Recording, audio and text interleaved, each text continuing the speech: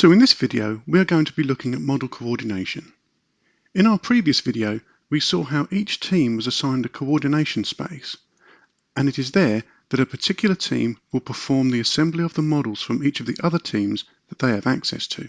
Once in model coordination, a selection is made from the list of accessible models, which are then assembled in the viewer.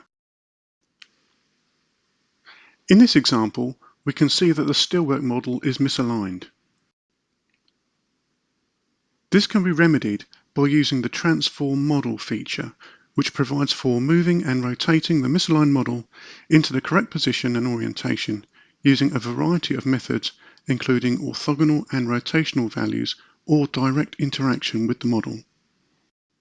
Once the transforms are applied, which could apply to any number of available models if they were also misaligned, the transform operation can be saved, and the assembled model can then be explored as intended. In larger models, where there may be separate disciplines, each with their own models that need to be assembled and examined, a predefined selection set of separate models can be defined and saved, allowing the designer to quickly swap between the desired views of the appropriate model selection, avoiding confusion and saving time. These views are easily accessible from the menu and can also be updated as needed. Clash detection is a core feature of model coordination and is performed automatically. The designer can select the primary model and then select a number of other models to clash against.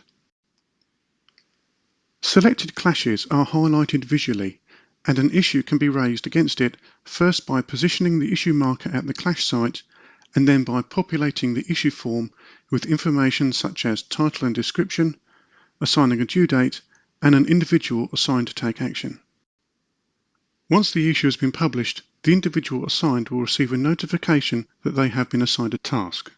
This person can then consult their own issues list, select the issue that has been assigned to them, open and examine the contents, and then take action to resolve the clash and feedback information on the resolution, all as in our previous videos in this series.